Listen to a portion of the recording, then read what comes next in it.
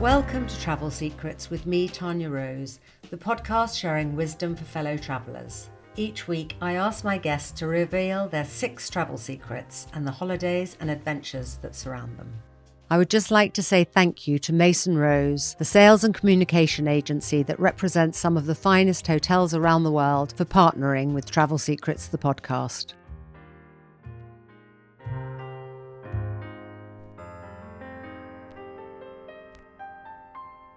Today, my guest is the leading British shoe designer, Penelope Chilvers. Famed for her superb quality, comfort and effortless style of her long tassel riding boots, espadrilles, Chelsea boots, the warmest après-ski boots, Mary Janes, I could go on and on. Fan of the Princess of Wales, Alexa Chung, Rihanna, Kate Blanchett. You are a massive lover of travel. You have holidayed all over the world. I cannot wait to hear your travel secrets. Welcome, lovely Penelope. Thank you so much, Tanya. It's so nice to have you here. I am such a big fan. And before we start, I think we were chatting and I told you I broke both my legs last year, so I can't wear high heels anymore. Yeah. So I hot-footed to your shop and I bought the most gorgeous, I think they're the Mary Janes, the ones, the gold flat ones with the little heel and a little thing over them, and they're so comfortable and so lovely. Every time I wear them, people say, where do you get them? Where do you get them? My best friend wears your espadrilles all over the world, and literally everyone I know has a pair of your amazing riding boots. So it's so exciting to meet you. Thank you for coming. Thank you for having me. Before we get into your travel secrets, perhaps you can just tell us a bit about yourself and how travel has impacted the person that you have become today. Yes, looking back, I think travel has really made me the person who I am. Having travelled from quite a young age with my parents, I can now look back and see how it's made me who I am. I found it, I think what it's given me is confidence. It's given me language. I love my languages and speak 2 or 3 languages. I think when you travel, it gives you this wonderful confidence because of the anonymity that you have when you're traveling and you're not in your own city. And most importantly, it's given me inspiration and an education and knowledge to do the job that I do. And lastly, I think what I've done is I've built, because I love travel so much, I have built a business that takes me back and forth to Spain, which is a country that I love. So I have one foot in each country all the time. Yes, that's just fantastic. And I'm sure when we go into the travel secrets, you'll be talking about Spain. So I won't ask you too much about that. But your boots and your shoes are all made abroad as well, aren't they, in Spain and Portugal? So that's lovely that you can go to there. And I actually have done quite a lot of research and I've seen that you've been to other places where you've done collections. So let's see if we get into those in your travel secrets. Otherwise, I shall ask you more about that. I think what I'd like to say is that but my parents used to, because my father was in a company where he was setting up companies down the east coast of Africa. Tanzania, Kenya, Zambia, South Africa at the time. And in those days, travel was done very slowly. So in the school holidays, he would take us and we would go there for quite a long time. And that was probably the most exotic and life-changing of experiences as a child. And that probably whet my appetite for travel. I bet it did. God, how wonderful. And as you say, slow travel is so few people do slow travel now, don't they? And it's just such a lovely way to do it, to actually get under the skin of that destination and really feel like you get to know the country. Yeah. Let's go into your travel secrets then. What is the number one destination that you think everybody should go to once in their lifetime? I've got 2 answers for that. I had thought of saying the Alhambra Palace, which is in the foothills of the Sierra Nevada. It was built in the 12th century. And I think if there's one place that you should go and visit, particularly if you want to understand European history, that's one of them. And I've been many times, and I absolutely love it for so many reasons. As a designer, I'm particularly interested in the Moorish design that arrived in Spain. 500 years rule of the Arabs in Spain has left such an incredible design traits that I use in my own work. So I've been back many times. But then, having recently been traveling, I also thought that something more accessible for everybody would be to go to wherever they're going to visit the local market. Because I think a local market is always a very happy place, seems to be a very happy place. People are trading whatever they want to be trading. And I think you get kind of under the skin of a place by just traveling to the market. And I don't mean touristic markets, I mean the market where everyone is trading. And I believe in shopping locally. And so I think to keep our markets alive, we have to support them. That's a lovely idea. And actually, a few people who've been on the podcast have said that that's their travel secret, their travel tip, because people like Ruthie Rogers, who owns the River Cafe, said Venice. And then she said, but go to the market. Mm-hmm. And then you see the fish, you see the local produce, and then that really helps you get under the skin of it. So I think that's a lovely tip. And there are some amazing markets in the UK and in Paris as well. I've just been to Paris, and, you know, those wonderful Paris markets are fantastic. So I think that's a great answer. And the Alhambra is, I think, one of the most beautiful places I've ever been in my life. My mother used to live in Spain, and I'm sure we'll talk about Spain because you spent a lot of time in Barcelona and in Madrid, didn't you? Mm-hmm. But the Alhambra is just wonderful. And there's a really gorgeous hotel. I don't think it's in Granada, which is where the Alhambra is. I think it's in Cordova or Seville, which is in that area, called the Hacienda San Rafael. That's a really, really lovely place. And we were talking earlier about Tresara, owned by Charlotte Scott, but unfortunately that's no longer a hotel. Trasiera. Trasiera, yeah. Yes. That was a lovely place. But I think that's just a private home now, isn't it? Yeah.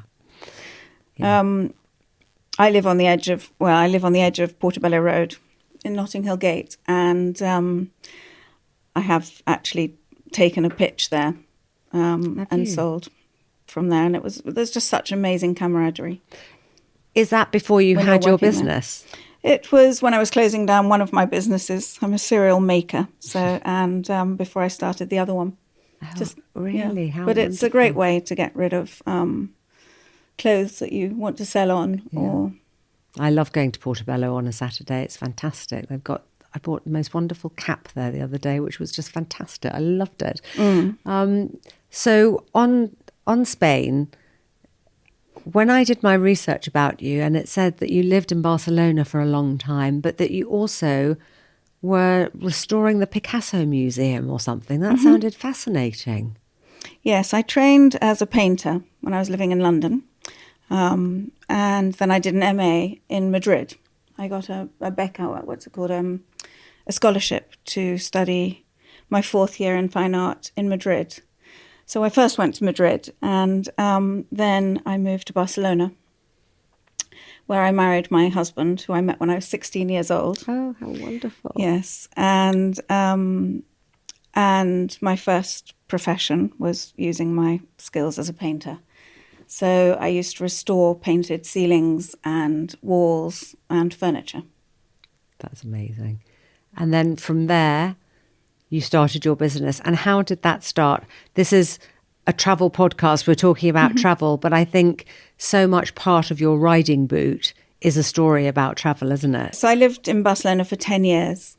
And while I was there, as a painter, working as a painter, I used to ride on my lunch breaks up in the Collserola Park.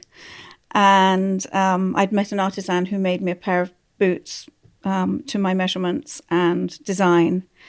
And that was kind of the beginning of a career. I didn't know it then, but when I came back to London, I found that all my girlfriends said, God, those boots, I really want some. So I started making them on the side for my girlfriends with the artisan, Manuel. And that's what eventually became a career. Fantastic. And your boots are so comfortable. What is it that makes them so comfortable? Is it because they fit most shaped legs, or is it the cushioning, or what? I'm not going to ask you to give your trade secrets away, but they really are the most comfortable boots. Yes, we go through a really rigorous routine when we bring something out. It sometimes takes 2 years to bring out a new model.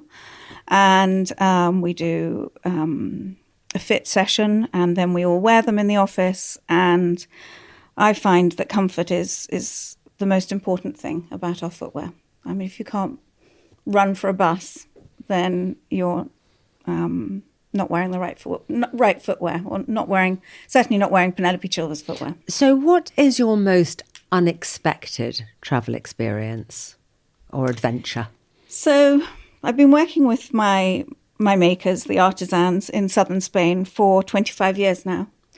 And for the first 15 years, as business got going, they started inviting me to join them on a pilgrimage to southern Spain, to El Rocío.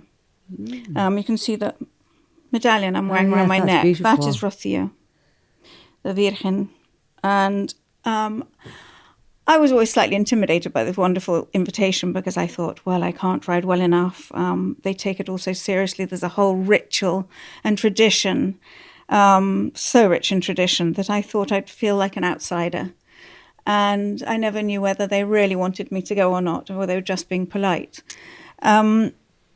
But one year, I think it must have been about 10 years ago, I decided to join them. And it was the most incredible experience. It was a life-changing experience, really, and a very bonding moment for me and my makers. And I feel extremely privileged to have been asked along. It was the reason why I thought it was the most incredible experience is I didn't expect it to be quite so moving and quite so strenuous. We walked 10 kilometers a day, and in flamenco skirts. Oh, my goodness. In trajes, as they're called, and in our boots. And there were moments along the way. It was a journey, and there were moments along the way that they would sing ballads, and I'd see men in tears, remembering their loved ones who were no longer. It was steeped in the most beautiful tradition. And is that an annual thing that they do? Yes, they do it annually. And what I knew before I went on it is that there is a certain critical time to get my orders in for sampling before this pilgrimage, because they're always busy making new leather goods to sell at the destination that we were all walking to, when they get incredibly busy. But it's something that I've done 3 times since. How long is the actual pilgrimage? How many? Well, you can walk from wherever you want. So there are some people that there are expat Spaniards who live in Germany who come. You can come from Seville. You can come from Huelva. You can come from Portugal. You can come from wherever you like. But our walk was 2 days. How lovely. And I didn't ride with them. I walked. But I do remember there was one moment when we stopped for lunch, and we were all so hungry. And I remember that probably the most delicious lettuce that I've ever eaten was given to me. It was just sliced. It was a koi lettuce, cut sliced down the spine, olive oil and salt. And it was the most delicious thing I've ever eaten. Yeah. Oh, that's amazing.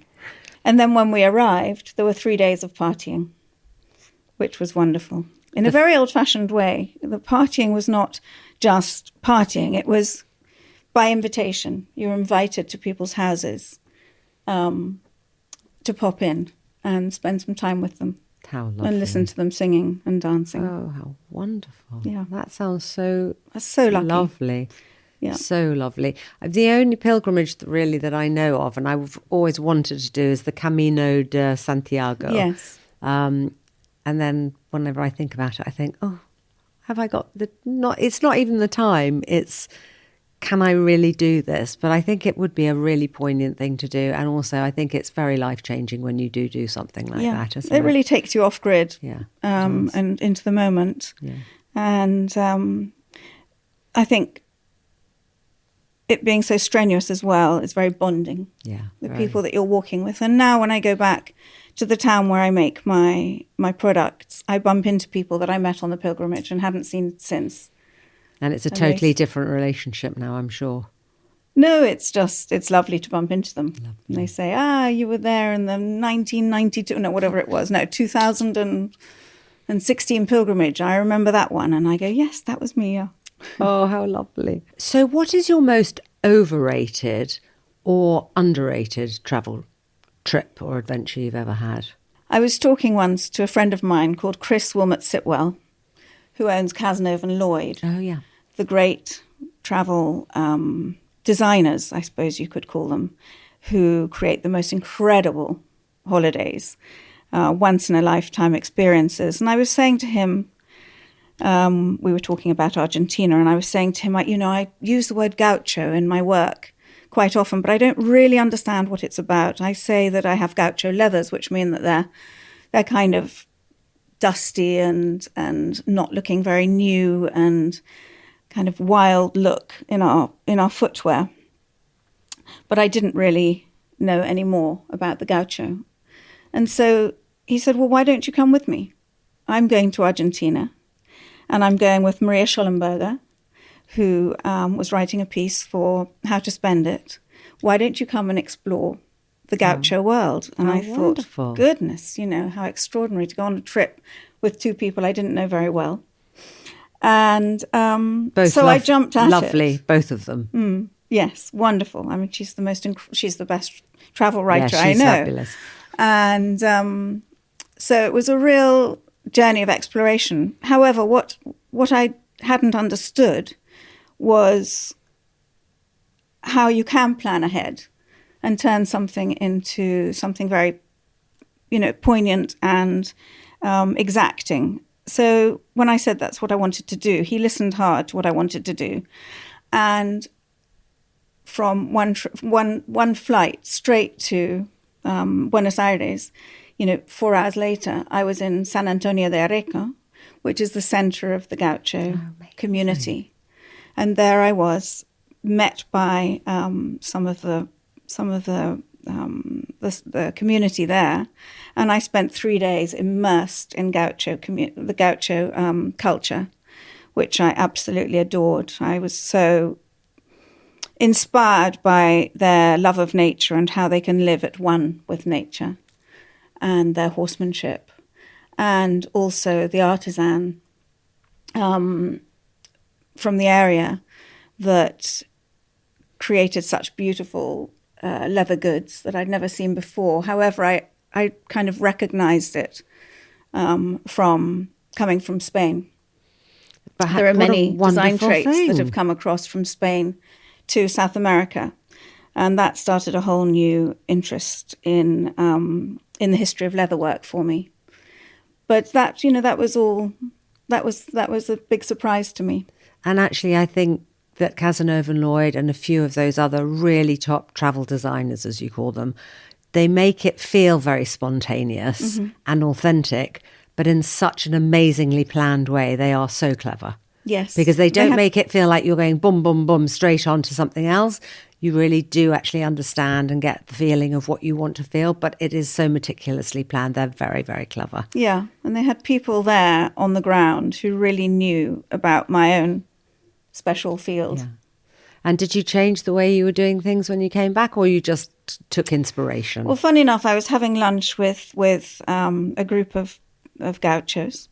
They were there with their, moustaches and swords on their belts and their boots. And after lunch, after a few glasses of wine, we all started talking about boot making.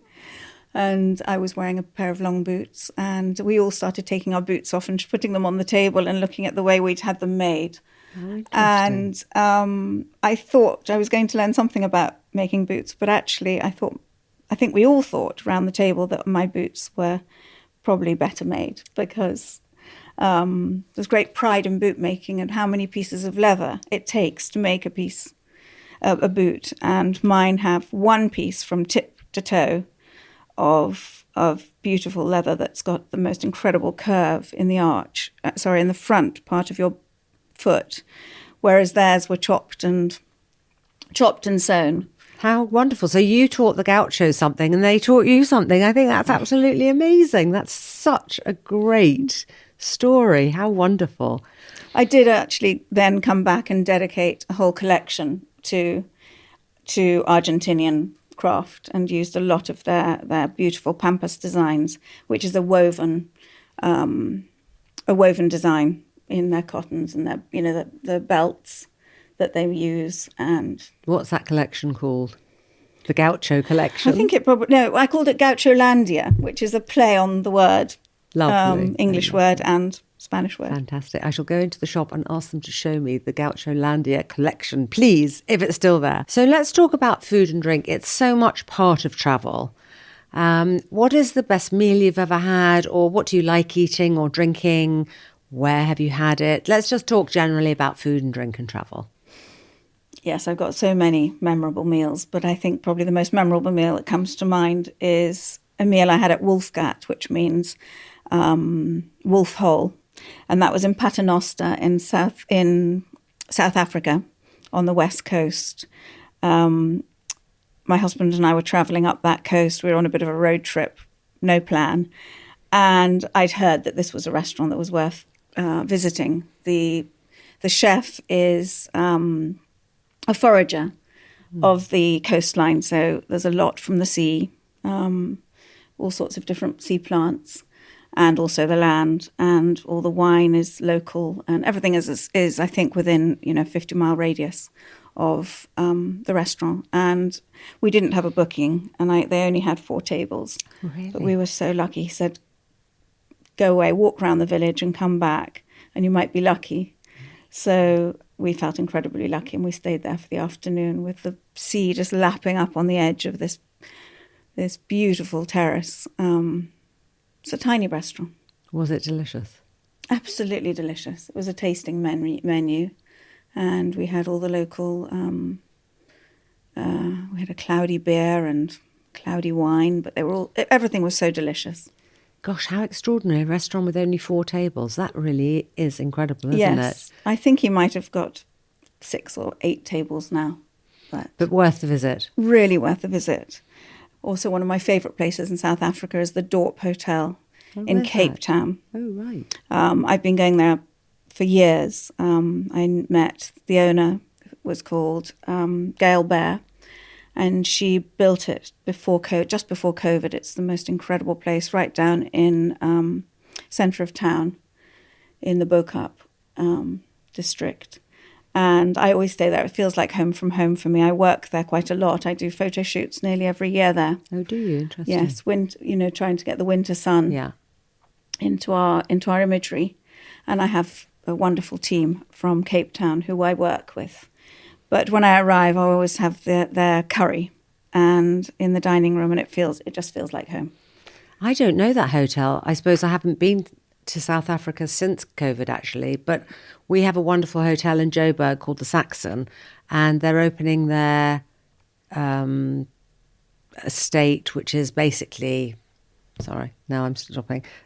We have a wonderful hotel in Joburg called the Saxon, and they're opening a new safari camp, Shambhala, which is where Nelson Mandela used to live, towards the end of this year. So I shall be visiting. So I will definitely go and look up this hotel in Cape Town. Yeah. Because I love Cape Town. It's just fantastic. And well, the people are wonderful. The food is wonderful. As you say, you get that winter sun. It's just fabulous. Gail is no longer with us, but the last conversation I had with her, she explained what her vision was for this hotel. And it was very much a creative spot. She wanted to create a home for creative souls. She was a creative herself, the most incredible interior designer. And I feel very lucky to have met her. But it's a hotel that is now full of people, either in the film world or the fashion world, writers. So what is your best insider travel tip? For me, I absolutely love to travel without too much of a plan, because I think that you get the best tips about where you're going by talking to people when you get there. Yeah. So I like to get somewhere and then take a breather. And I have a kind of vague idea of what I want to do, but I learn along the way. And I think that's how I enjoy travel the most. I think many people have written beautifully about the kind of time out of your normal life and how to be mindful when you're doing it. There's the Spanish writer Antonio Machado, who said, "Wanderer, there is no path. Your footprints are the path." I think that explains So mindfulness lovely. so well that people are trying to capture these days.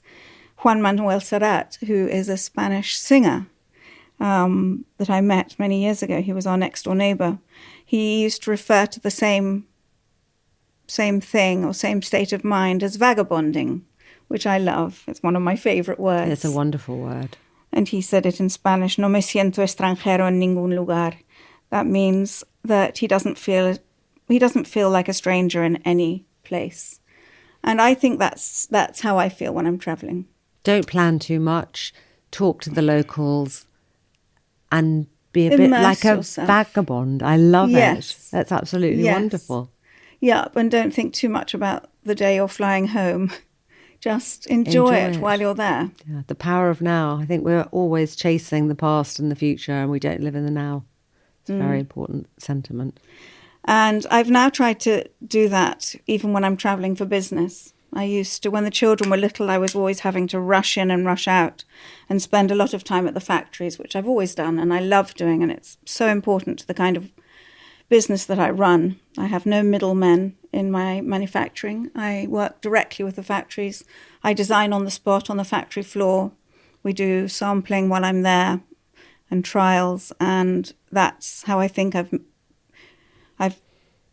created such genuine pieces. And So you do now, that in business as well. Yeah. So now what I do is when I'm planning my trip, I take some extra days. So I'll make sure I work over a weekend. And during that weekend, I'll go and visit somewhere new. So I can ask whoever I happen to be talking to, one of the factory owners or someone I meet along the way, what to do this weekend. And sometimes my husband will come down and join me, or my daughter will come. I think she's coming down with her son next time I go down to Andalusia, and we'll go somewhere different. But I can just give you a couple of examples. Please do. Once I was talking to my factory owner, who is a big hiker, and I was saying, we'd like to go on a walk. Where do you think we should go? And he gave me some tips of somewhere I really wanted to go to in the Sierra Nevada, which was around where Gerald Brennan lived, who is the writer who wrote South from Granada. I don't know if you've seen the film or read the book. It's a great book. I love it. It's very descriptive, and I like descriptive writing about the landscape and the culture and the people. And so we decided, Steve and I, that we would go and try and find his house. So we walked in the Sierra Nevada around where he lived, and that was just during a weekend, and I've got wonderful memories of that. And we literally planned it on the Friday. By the time I picked him up from the airport, I already knew what we were doing. Because you've spoken to somebody and they told you how... He gave me a couple of routes up a mountain. And so that was the beginning of our walk. And then I realized that we were in Gerald Brennan country. So then we spent some time going to look for his house, which was actually a huge disappointment when we found it. I'm not sure if the original house was still there, but still the sentiment was there, and you'd read the book, and exactly, yes. The journey. Yes, and on our walk, that's another thing I must tell you about. Delicious meal. It's amazing when you've done exercise how food tastes so delicious. So we walked up this hill through cows and bulls and among the trees. It was the most incredible walk. And then 4 hours later, arrived at a refuge for hikers and had the most delicious lentejas, which is lentil stew. Oh wow! So the lettuce on the pilgrimage, and then the stew afterwards. It's on true. The hike. It is. Yeah. Once you've done some exercise, you really got a great appetite, and you can probably taste it so much better, can't you? Yes, and the fresh air. How wonderful! So that takes us nicely into the next travel secret, which is, what is the most poignant trip you've ever had? So in January last year, I was invited by the owners of Sujan, which is a safari business. They have 3 tented safari camps to investigate closer the conservation work that they were doing. I'm fascinated by conservation and try as much as I possibly can to get involved in conservation projects around the world. And the Singhs invited us to 3 of their camps. And with it, It looks amazing that. I've seen that with what they do every year, those incredible... Is it for tiger conservation? Yes. Yeah. So one of yes, they've got one camp in the Ranthambore Forest that is dedicated to tiger conservation. And for that, I created a velvet slipper, which we designed with a gold threaded tiger, which wraps around your foot. And we still sell it on our website. And a percentage of sales goes straight back to the Ranthambore Forest, to the Singhs. Conservation charities, exactly. Fantastic. That's absolutely wonderful. And I've seen on Instagram the tours they do every year, and it looks absolutely magnificent. Those tented camps look incredible. Beautiful. They're absolutely beautiful. Each one is so inspired. The design is wonderful. And then they have another camp where you can go for a ride on the Marwari horses that they have there, which we also did, which was wonderful. And I made a riding boot especially for that camp that we sell again on our website, that is a black riding boot with a red trim that was inspired by the Rabari tribe that live in that area. And there also I learnt about the incredible work that they've done rewilding the area so that the people and the leopard in that area can live in harmony together. It's the most extraordinary work that they've done over the last 10 years. I'm full of admiration for them. And then the third camp that we also visited, which is called the Sarai, which means desert, we also went to. And I think the question was... Poignant. I'll never forget it. Who should turn up at breakfast but Sting and Trudy Tyler? Really?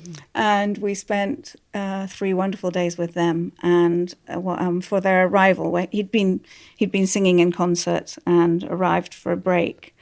And for their arrival, the Singhs threw a party on the sand. They lit probably 300 lanterns and invited local musicians to come.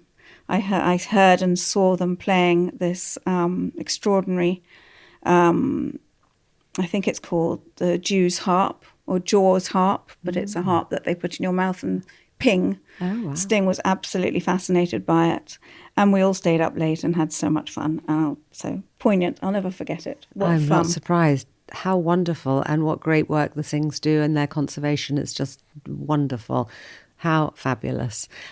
So yes, I know that you've recently been to Botswana. Tell us about that trip.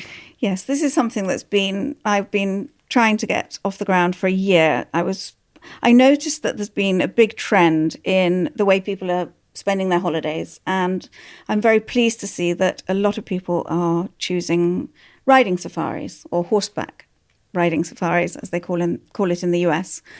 The reason it's exciting is that the environmental footprint is minimal. It's active, and everybody seems to be choosing our boots to go on these holidays. So I noticed it in the business. Everyone seems to be buying up boots to go on these wonderful holidays. And so I thought, well, what fun it would be to take a group of guests, of riders, to go and do it. And so I got in touch with the Foots who own Ride Botswana, who have been doing it for as long as I've been making boots. And they took us on a riding safari. And we stayed at a camp called Chachametsi in the Okavango Delta. And again, we learned about the environment and the the conservation efforts that these amazing people who are in the safari industry do. I have never done a riding holiday like that. I have done one in Switzerland because I grew up in Switzerland, and I can't ride. I'm the world's worst rider. However, it was very easy. It was sort of trekking. It really wasn't. But I would absolutely love to do one of these proper riding safaris if I could ride. I had Alexandra Tolstoy on the podcast last week, and I know that she's one of your PC pioneers. So a Penelope Chilvers pioneer. Yes. So what is that? So PC Pioneer is the name that we give to the wonderful women that have represented our brand in so many ways by being adventurous and brave and different and original, and to enjoy wearing our product. Wonderful. So she wears your riding boots when she's doing her riding holidays in Kyrgyzstan. Yes. How fantastic. So that takes us nicely on to the final question, which is I asked you to bring a photograph and tell us about the photograph and how that sums up travel for you. Yeah, so it's a photograph of me in Livingstone in Zambia just last week that my husband took of me looking at the local textiles. I was shopping in the local market called Maramba Market in Livingstone, having the time of my life. I was there for about 4 hours just soaking it up, and I'm sure that something that I saw on my travels will inspire a new collection, the next collection, which is the time that I'm at the moment. I'm about to start my Spring-Summer 26 collection.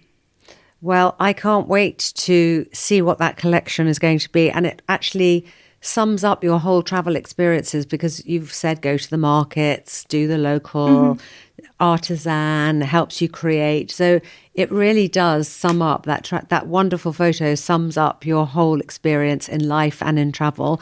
And all I would say to anyone is, if you haven't got a pair of Penelope Chilvers boots or espadrilles or shoes, run out now and buy them, either in your wonderful new shop in the Cotswolds, which is beautiful, or obviously in London or online.